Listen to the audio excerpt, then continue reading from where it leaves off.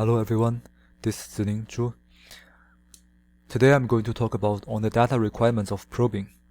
This is a joint work with Jixuan by and our supervisor Frank at University of Toronto. Nowadays, modern neural networks are very powerful. They are able to outperform random human baselines on a wide variety of NLP tasks, and people want to understand why. A popular method to try to interpret their intrinsic mechanism is termed probing.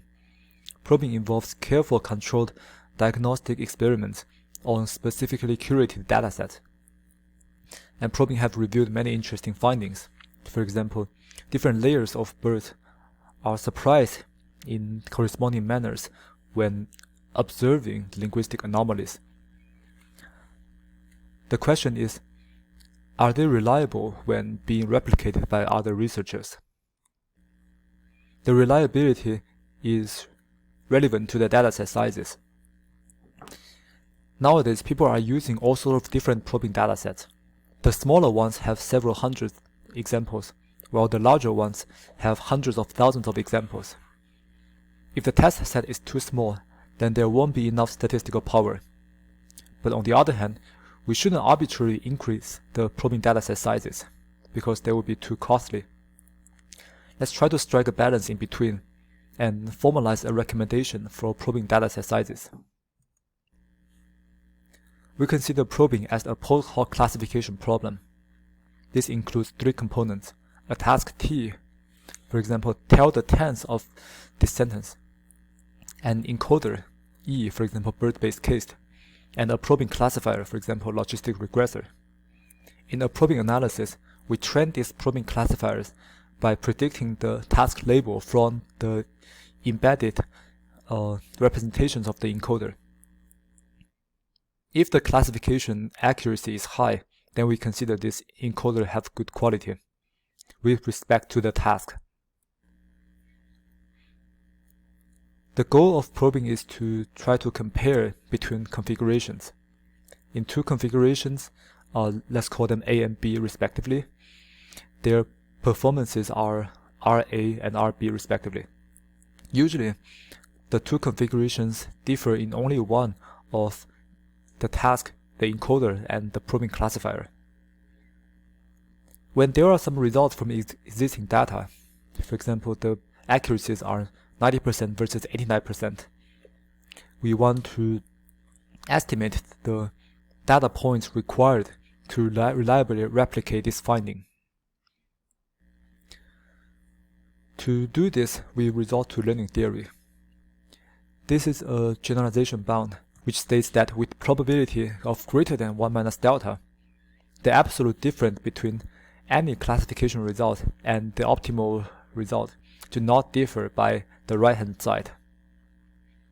The right-hand side contains some constant and n, which is the number of training data samples.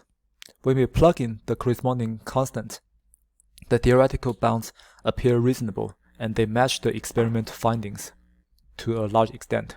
When we have the performances of configurations A and B that we want to replicate, we can plug in to the left-hand side and we can solve for the dataset requirements on the right-hand side.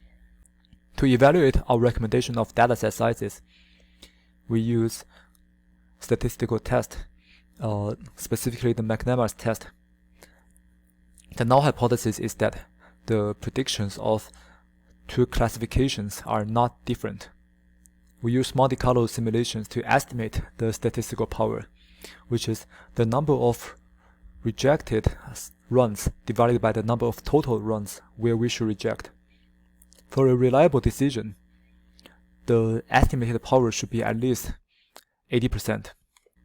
Large datasets do have greater power in general. And in one case study, we compare bird versus a version of bird which is corrupted on scrambled Wikipedia for 200 steps.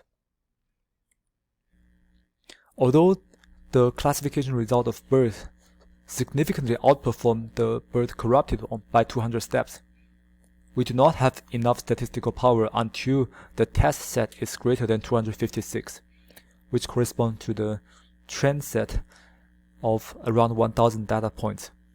And indeed, our recommendations fall within the sufficient power range.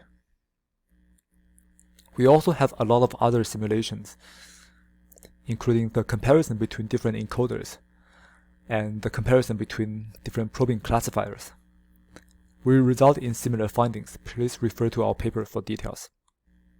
In conclusion, we aim at making the reported probing results more reliable by proposing a method to recommend data requirements for reliably replicating comparison of probing configurations. And with simulations, we show that these recommendations have sufficient statistical powers. Thank you for listening.